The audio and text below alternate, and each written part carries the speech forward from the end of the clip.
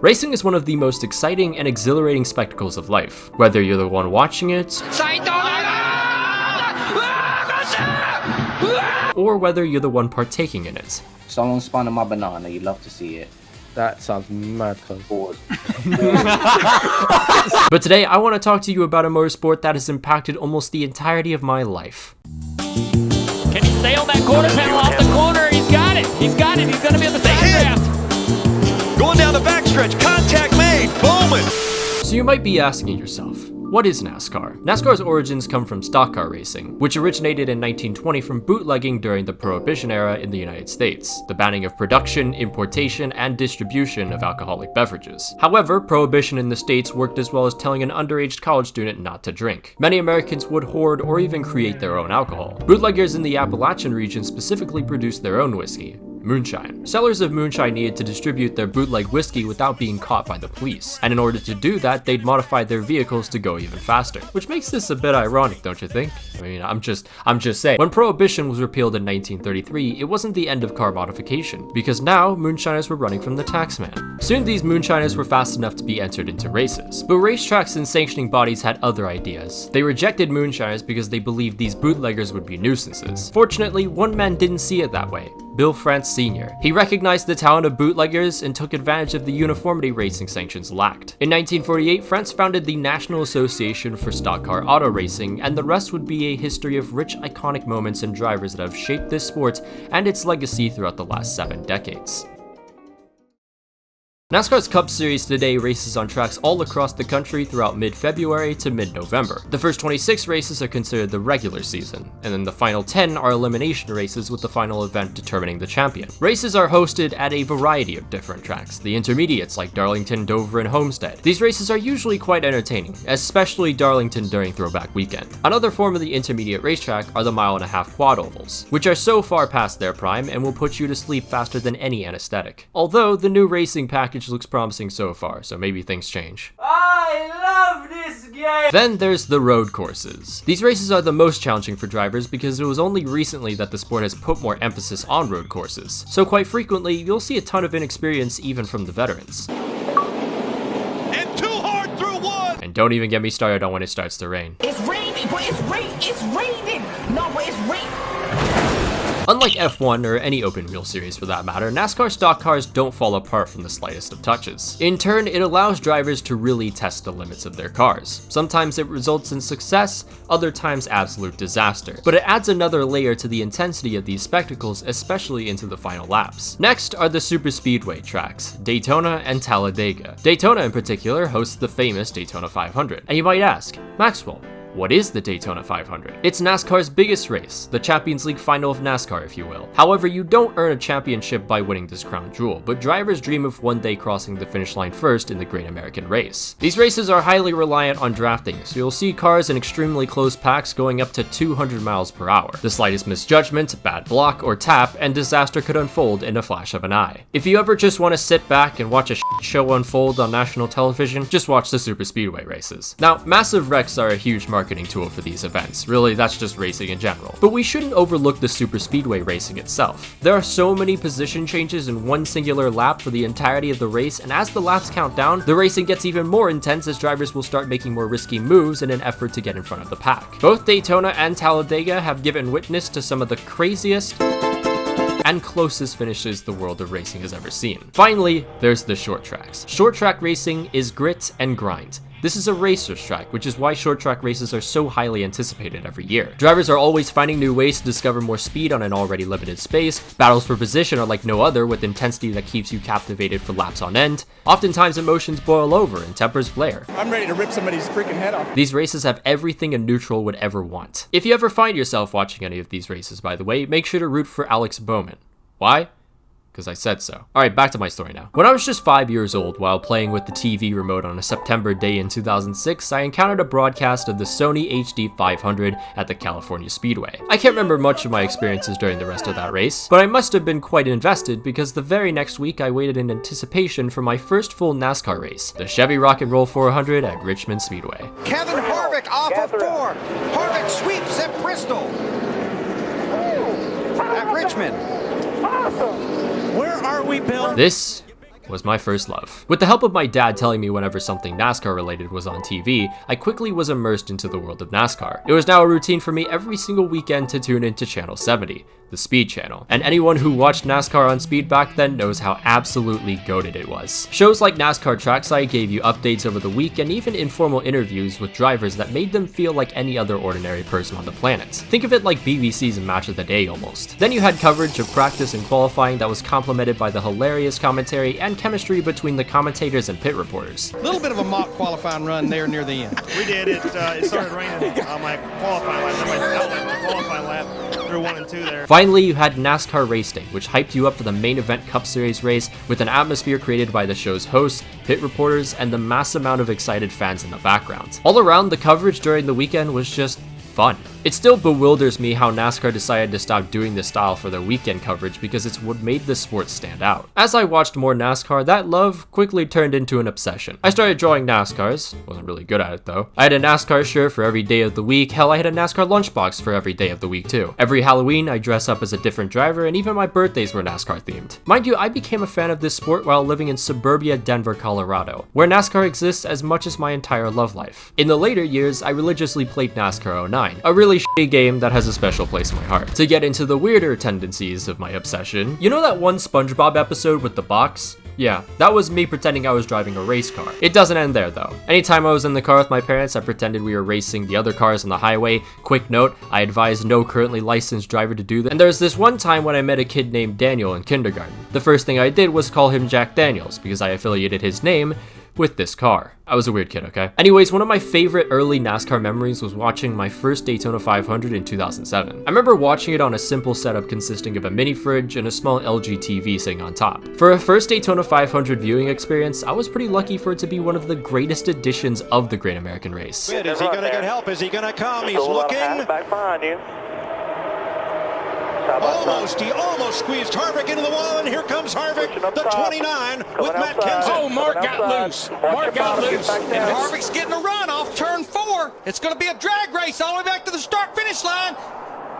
No caution. They're side by side, right to the line. Big crash. Here they come. Checkered flag. Harvick. Kevin Harvick wins the Daytona 500. In spring of 2007, my dad told me about a website where I could watch all the NASCAR clips I ever wanted to. YouTube.com. He wasn't wrong because here in front of me was a search bar where I could enter anything related to NASCAR and have tons of videos pop up. And back then, for a kid like me, the idea of being given the freedom of a search bar and your imagination to find videos to watch, it was like hitting the jackpot. There were plenty of different types of NASCAR content I discovered, like normal race clips and crash compilations, NASCAR Racing 2003 crash compilations with Prayer for Refugee by Rise Against playing in the background, and whatever this is. But my favorite videos to watch were stop motion races, one of the earliest forms of content that made me want to become a YouTuber in the first place. The next race you'll see here will be on Saturday, November 29th. That is the Hess Challenge. Where is it, bro?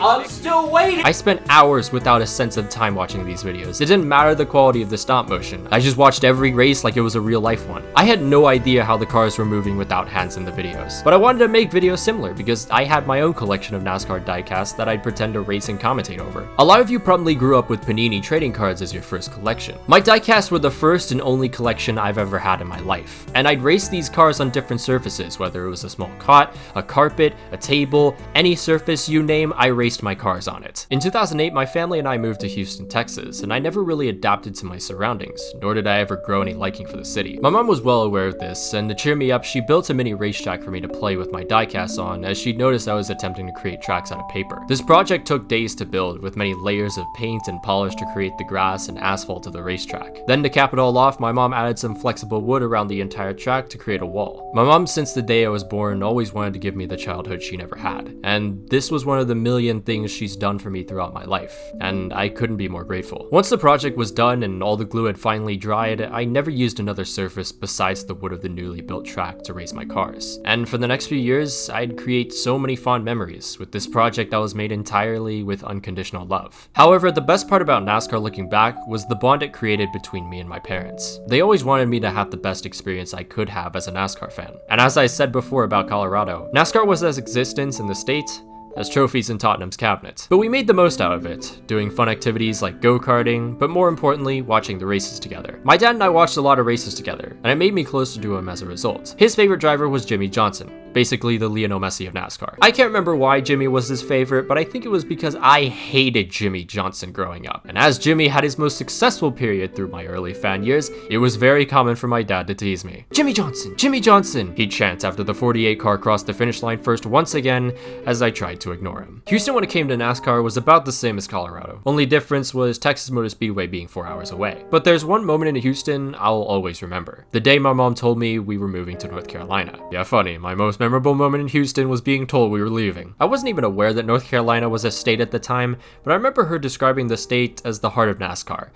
And my eyes just lit up. Living in North Carolina absolutely transcended my experience as a NASCAR fan. Every Monday or Friday after school, my dad would pick me up and we'd venture to a race shop that we wanted to visit. The coolest part about visiting the race shops, aside from seeing people working on the cars, was the chance to meet and talk to crew members, drivers, and even legends if you were lucky enough. Hell, sometimes I didn't even have to be at a race shop to encounter figures of the sport. But of course, what's being in the heart of NASCAR without going to the races? It took a while, but I went to my first race at Charlotte Motor Speedway sometime in 2010. I saw a couple more races at the track throughout the next 2 years, but soon after, I slowly fell out of love with NASCAR. It was simply because, honestly, I had gotten quite bored of it. I was exploring other sports as well, like football and basketball, which to me at the time were a breath of fresh air. And remember that diecast collection? Well, unfortunately, as you get older, those things you once held so dear to start collecting dust.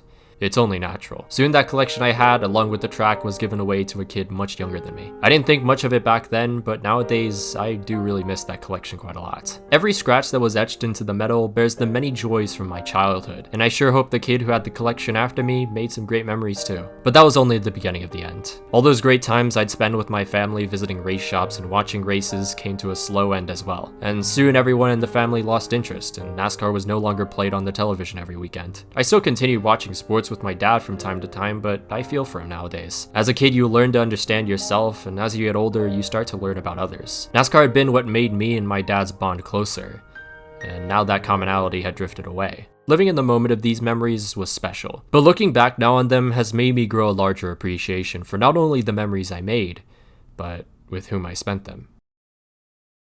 It's now summer 2017, 5 years since the last time I watched a NASCAR race. That particular summer wasn't very eventful, and one day while bored out of my mind, I just found myself watching a race. I felt a refreshing feeling this time. It was almost like waking up from a coma. Again, this was the first time indulging in some NASCAR since 2012. But the experience of watching this race felt very similar to the experience I had during my first viewing back in 2006. I had no idea of the new up-and-coming drivers in the sport, or any of those considered the top drivers of the series. Hell, there's this one driver, Martin Truex Jr. This guy was mediocre at its finest when I was younger, and now all of a sudden I'm finding out he's constantly in the top 5? Oh, and another thing, the team he raced for, Furniture Row Racing, Denver represent! Yeah, back then, this team saw its car lapped multiple times, like Haas in F1 nowadays. But now I was seeing them lap cars. This surreal experience was so intriguing to me that I started catching up on the last 4 years of NASCAR I had missed through YouTube clips. And man, did I miss some incredible times.